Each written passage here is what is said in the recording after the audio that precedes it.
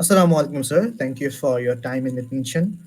And welcome to our presentation on machine learning based flood prediction for disaster preparedness and response. Well, my name is Mohammad Fuadur Rahman. I'll be the first speaker and I'll be setting up the floor and giving you an overview and the motivation and objectives behind this research. Well, floods are among the most destructive natural disasters worldwide, affecting millions of life and causing substantial economic damages. Traditional hydrological models can always capture the complex interactions of environmental and geographical factors that lead to flooding. This gap represents an opportunity for machine learning models, which we just made use of, which can be discovered by nuanced patterns from large diverse datasets.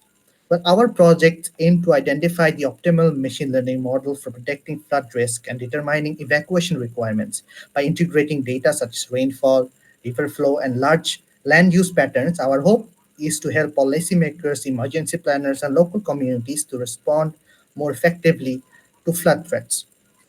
This talk is structured around three speakers. As after this introduction, I'll also cover the literature review part, and then I'll return a bit later. Well, coming on to the literature review part, we have reviewed a few papers for our for this, and we have also shared the papers with you. Well, in recent years, researchers have explored a variety of machine learning algorithms for flood prediction. For instance, Mosavi highlighted the strong potential of random forest and support vector machines and artificial neural networks. Their findings showed that ensemble methods like random forests often outperform individual models due to better handling of nonlinear relationship. Meanwhile, Aubiguin discovered that naive Bayes and random forests can achieve promising accuracy in flood prediction, especially when combined with strategies like oversampling for imbalanced data. Well, additionally, more advanced approaches such as hybrid LSTM Deep Lab version 3 model by C2 have been successful at capturing the spatial and temporal complexity of urban flooding. Well, however, implementing these methods effectively remains challenging. Urban areas, in particular, have complex drainage networks and rapidly changing land use, factors that can reduce the accuracy of single purpose models. Well, recently, trends include fusing remote sensing data, social media analysis, and quantum machine learning models to expand our predictive capabilities.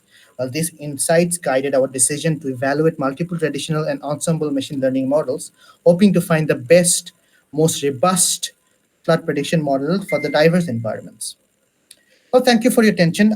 I'll return to my speech shortly. Now I'll hand over my floor to the second speaker, Alvee Ishraque. Thank you, Fuad, for giving me the floor. Assalamu alaikum, everyone. Now we have come to the part of data pre-processing. Data pre-processing is a crucial step in data analysis process that prepares raw data for analysis. It involves various techniques to improve data quality, ensure consistency, and make it suitable for machine learning models.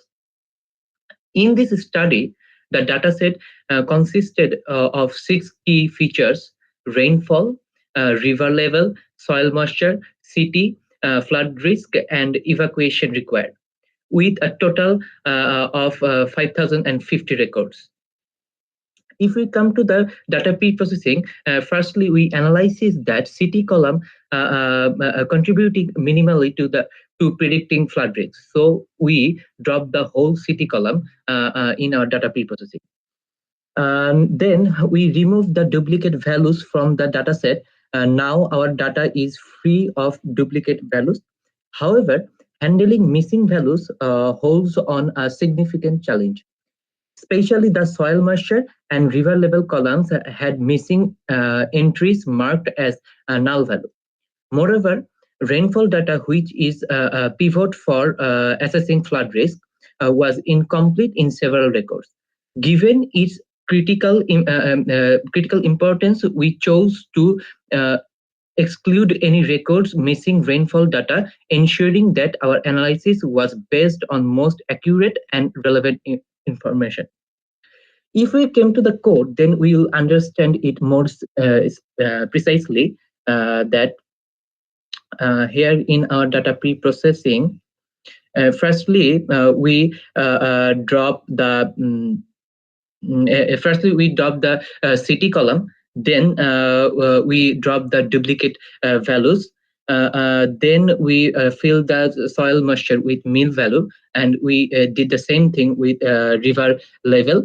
Uh, then we fill. Then we drop every row that have the blank row in rainfall column. Then we check is there any null value exist or not. Then we apply one shot encoding in flood risk. Then we saw that there is 4,800 entities. After that, we split the whole data set into 80-20. 80 is for training, and 20 is for testing. And after splitting, we applying our first algorithm, which is random forest. Random forest is a robust machine learning technique that builds a multiple of decision tree having randomness to enhance performance and reduce overfitting. By using bootstrap samples and selecting a subset of feature for each tree, random forests ensure diversity among the trees, leading to better generalization. If we see the code of random forest, then we see that the accuracy level of the random forest is 52%, and F1 code is 33%. Then again, we see the confusion matrix. There is true positive is 384, and true negative is 170. Then, but there is also false positive is 98, and false negative is 361. Uh, while the model was able to classify some instances correctly, it struggled with effectively distinguishing between classes, particularly in balancing false positive and negative. That's it from my side. Thank you for your patience. And now I'm going to inviting Fuad for his next delivery. Thank you very much. Thank you, Alvi, for giving me the floor. Now we'll explore the next model, which is decision tree classifier, another fundamental machine learning tool. Well, decision tree operates by partitioning the dataset into subsets based on the best attributes, selected through specific criteria at each split. This is a top-down approach, captures nonlinear relationships between predictors and outcomes, making it suitable for our task of predicting early rainfall events. Well, now if we go to the code, we can see that uh, the decision tree model yielded an accuracy of 50.52% and F1 score of 0.40. Well, the confusion metrics also showed that 161 true negatives and 325 true positives alongside 156 false positives and 317 false negatives. While the model identified some patterns within the data, its performance indicates significant room for improvement. Well, that's all for me. I'll return in a short bit. Now I'll pass on the floor to the next speaker, Shahadat Hussain. Thank you, Fuad. Assalamu alaikum, everyone. Now, I'll be discussing the performance of various machine learning models used in our flood risk prediction project. These include Adabus, K-nearest neighbor, support vector machine, random forest, and decision tree classifiers. I'll try to walk you through each model and the obtained results from them and the key takeaways. First, let's start with Adabus.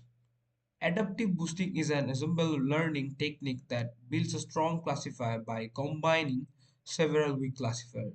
It assigns higher weights to misclassified samples during training to improve the model performance.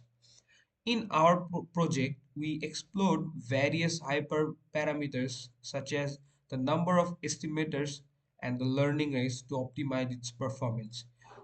If we look at see into our code, we can see that here we have taken n estimators as 5 and the learning rate as 1, and we have achieved 53.3% of the accuracy in training set. While if we see that if we take where we have taken n estimator is 100 and learning rate is 0.5, and the accuracy came is which is 54.1%. We have also use many other learning rate and estimator to calculate the accuracy here.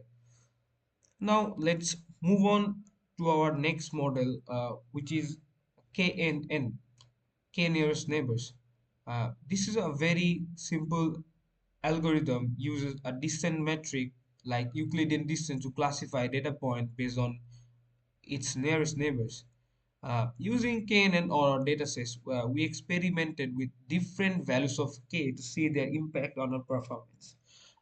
If we go to the code and look at the confusion matrix of KNN, we can see that KNN correctly classified 227 instances of flood risk, whereas it classified 265 instances of no flood risk, achieving on 51.25% accuracy and F1 score of 51%.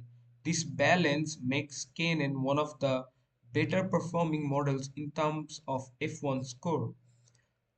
Now let's discuss support vector machine or SVM.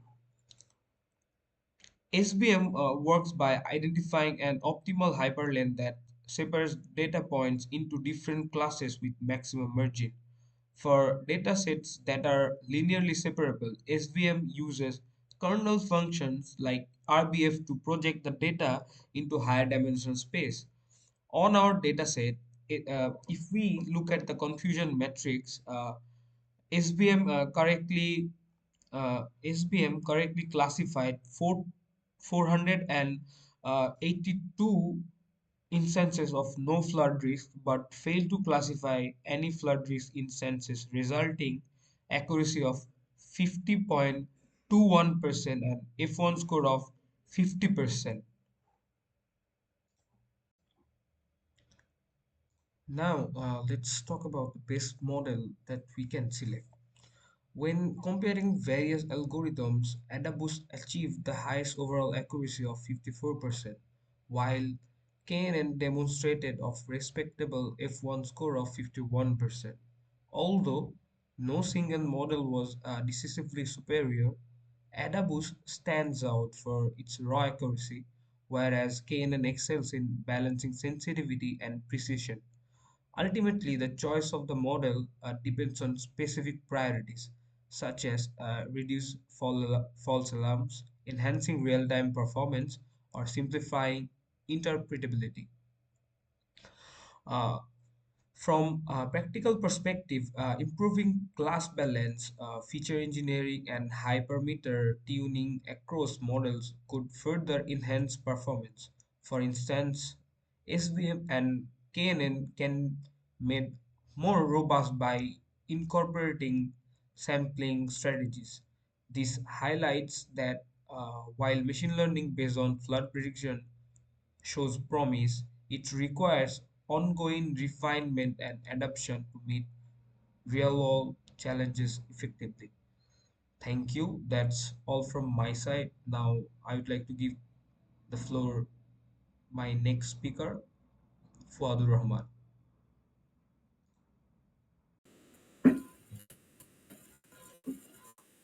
Well, thank you to our both speakers for those detailed insights. To conclude, machine learning offers a compelling way to the forecast flood events by analyzing large complex datasets. Our experiments show that moderate accuracy levels, highlighting a need for advancement techniques like ensemble methods, deep learning approach, or specialized balancing algorithms. However, as we saw, no single model solved all issues. The best path forward, including refining data collection, enhancing class balance, and performing in-depth hyperparameter tuning. Our overall goal remains reducing flood-related damages, safeguarding property, and saving lives. By continuous improving machine learning-driven systems, we move closer to mitigating flood impacts in vulnerable regions. Well, to wrap up, thank you for your time, and we all three have worked in this project uniformly, and thank you for your time and attention.